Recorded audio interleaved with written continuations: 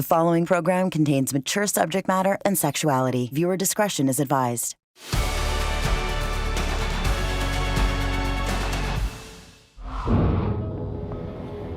We're undercover, waiting for a man who posted an ad online. Hey, chocolate? Offering up a place to live. I can sit here. Rent-free. But there's a catch. That's what kind of with the friends with benefits sort of thing, right? If you're into that. I want to hear from your terms, because a lot of people say different things, and that's one thing I find. We fool around a little bit here and there, right? Sort of. When you say Same bed, right? Yes, you heard right. And yes, he gets explicit. If you're not into actually having sex, that's cool. We can do other things, right? This is the dangerous trend we're investigating, emerging out of Canada's housing crisis. Sex for rent.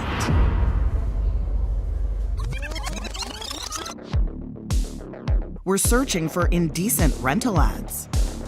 a cute, fun female to help me relax, ideal for a student or international student. We want to know, how common are they? Could they be leading young women, especially those in colleges and universities, into sexual exploitation? And what are the consequences? There's no doubt many are feeling an economic squeeze. The rising cost of living, debts piling up, soaring grocery bills, and housing hardships. Housing is too expensive, food is too expensive. I don't even have Wi-Fi anymore. I used to live in downtown, so I moved back home. Most people my generation that I speak to, none of us really have any expectation of actually owning a home. It's no wonder people look for cheap housing on sites like Facebook Marketplace and Craigslist. That's where we look too. It doesn't take long to find posts like this. Daddy can pay rent for student girl. Seeking live-in girlfriend. Friends with benefits situation. But are these ads for real? It's absolutely shocking. Brampton Regional Councillor Rowena Santos says yes. She says international students are most at risk. International student girls, as you saw in two of the pictures of posts that Councillor Keenan has shared, are essentially being prostituted for rent. She's been raising awareness after seeing this Only for Girls ad go viral.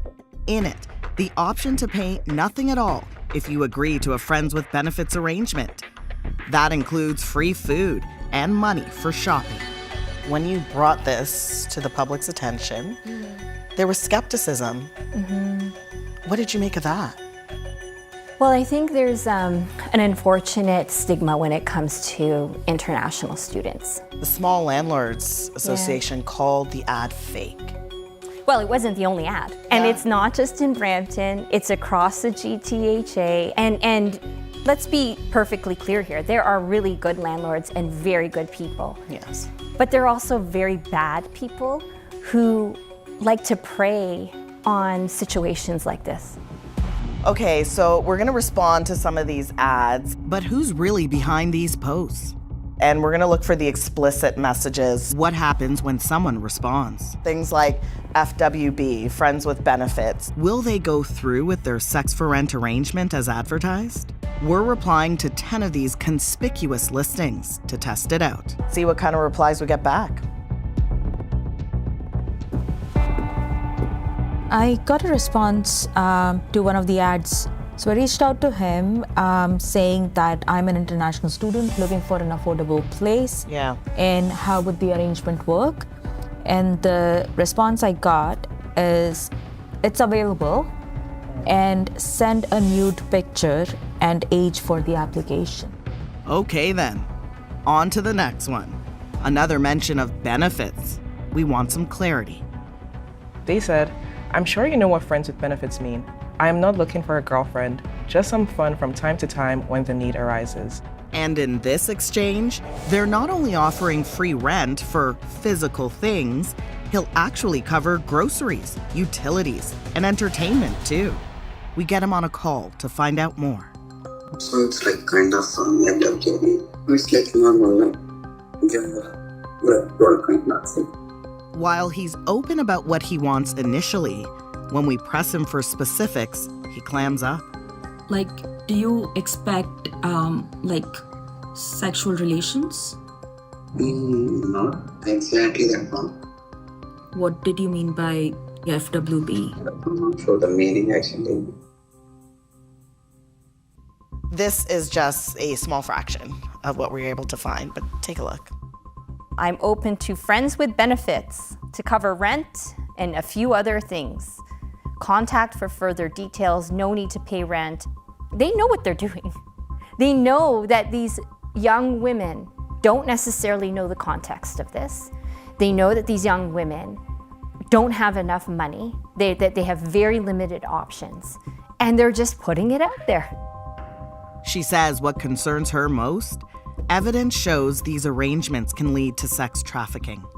As an international student girl, the one thing that keeps them trapped is the human trafficker or the landlord saying, listen, if you say anything to the police or anyone, you're going to be deported. Yeah. So that threat keeps these young women in these situations. Trapped. They get pregnant, they commit suicide. There's no escape. Or they don't believe that there is. None of this I've said out loud since it happened, ever. Maya is breaking her silence. We've changed her name and concealed her identity because she's fearful of retaliation. Back in 2017, she's in university, renting the upper floor of a house in Toronto, with her landlord living downstairs. It's when he breaks up with his girlfriend, she says, that he begins to harass her. When did he start connecting your rent and your living arrangement with sexual favors?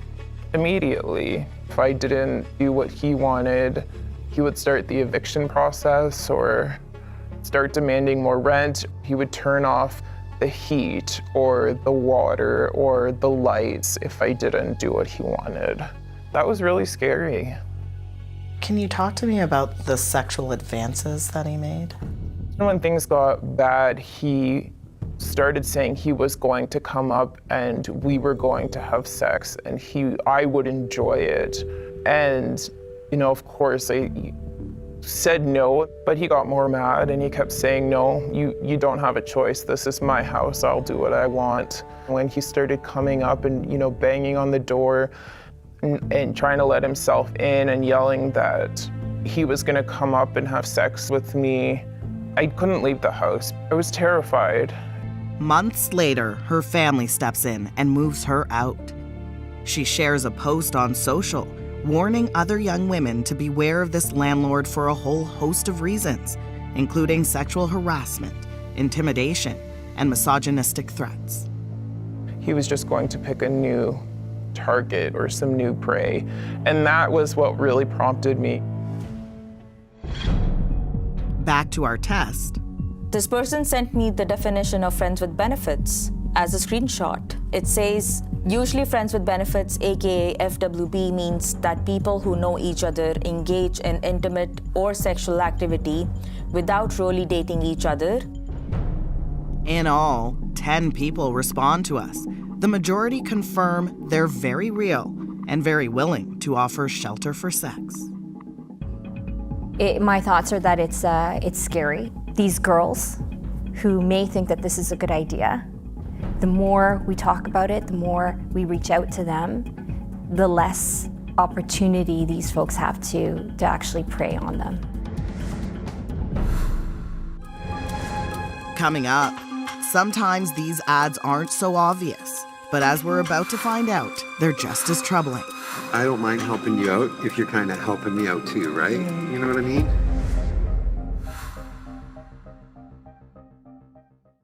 The following program contains mature subject matter and sexuality. Viewer discretion is advised. This is your marketplace.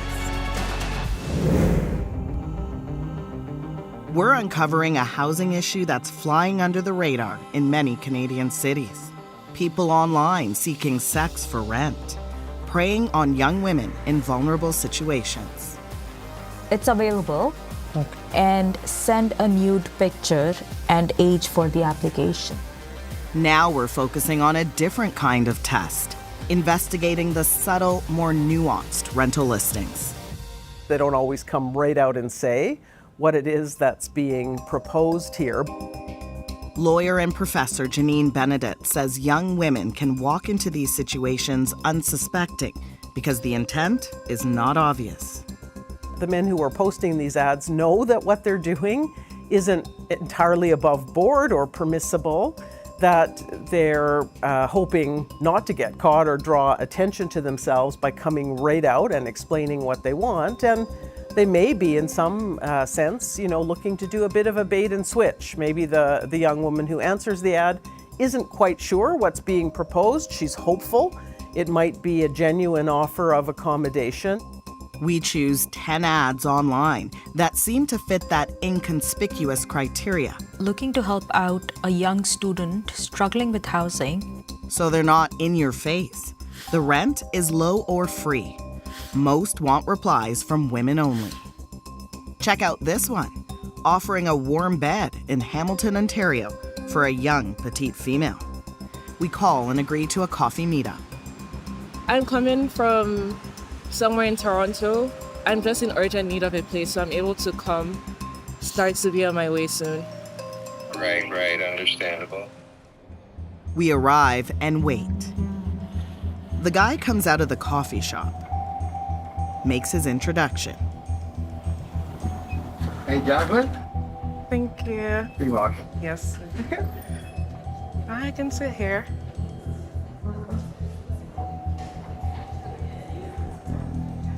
I saw that offered free rent, so I was interested in meeting you. Mm-hmm. Right, that's what kind of with the friends with benefits sort of thing, right? If you're into that.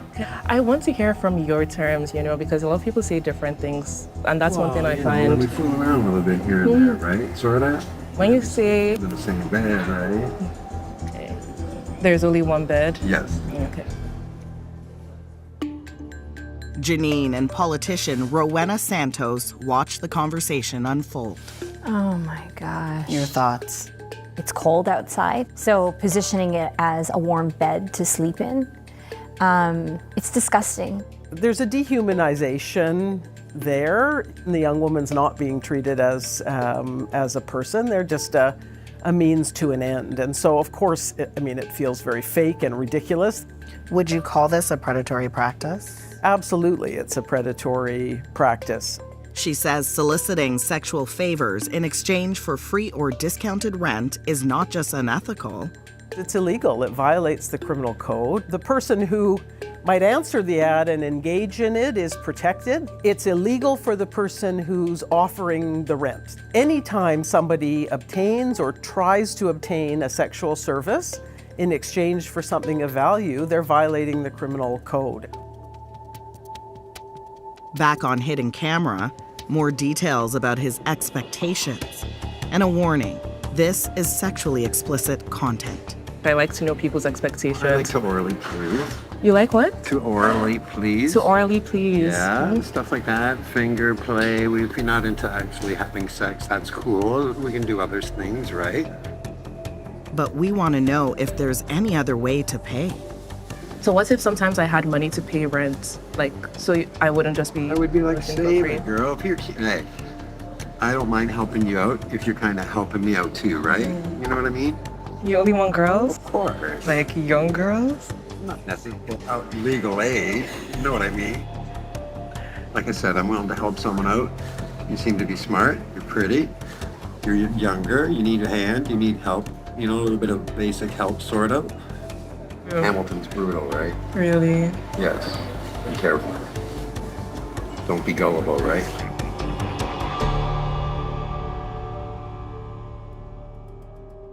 A few days later, we set up a meeting with the man behind a different Craigslist ad. It says, "Are you a female looking for cheap rent or help?" But things take a turn quickly when we email. He says he wants an arrangement with the female for occasional fun, and if there's a connection, the rent is free. After that, a flurry of messages come our way. The tone is vulgar. I'm assuming you're single with a healthy sex drive. I've got a very thick. Is that all right with you? Then, I'm looking for ongoing sex, Jasmine, and I'm pleased to help in any way with school expenses. Minutes later, this lewd late-night follow-up. I hope this doesn't offend, but I'm experienced and it's going to feel good. Attached, a photo of his private parts. We decide it's too risky to meet. Instead, we get him on the phone. My name is Asha Tomlinson. I'm a host with CBC Marketplace.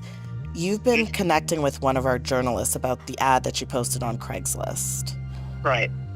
And I just want to know, didn't even get a question in, and he hung up. We reach out again, asking for an on-camera interview. He gets back to us and says he had no idea what he was doing was against the law, that he thought it was harmless as long as it's two consenting adults. He's taken the ad down and adds, "I was foolish and I'm truly sorry." Next, another low-key listing until scandal erupts. It says looking to help out a young student struggling with housing, stay at my place for free. He asks for a pic. When we decline, he throws out racist comments.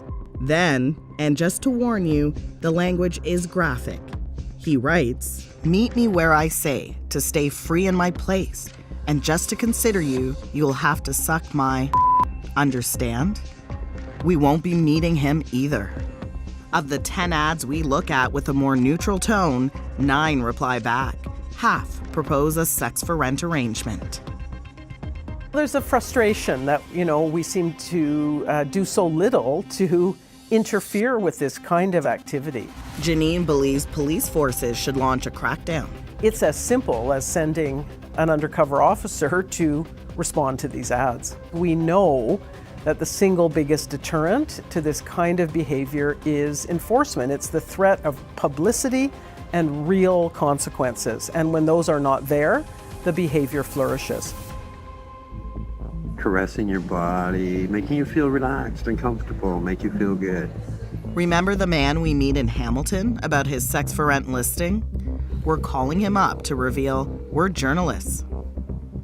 Hello? Hi, my name is Asha Tomlinson. I'm a host with CBC Marketplace. You've been connecting with one of our journalists about an ad you posted on Craigslist. Okay.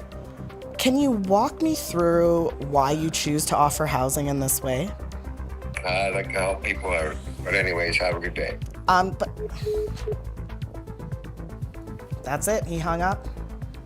All he would say is, "I like to help people," and then he hung up on us.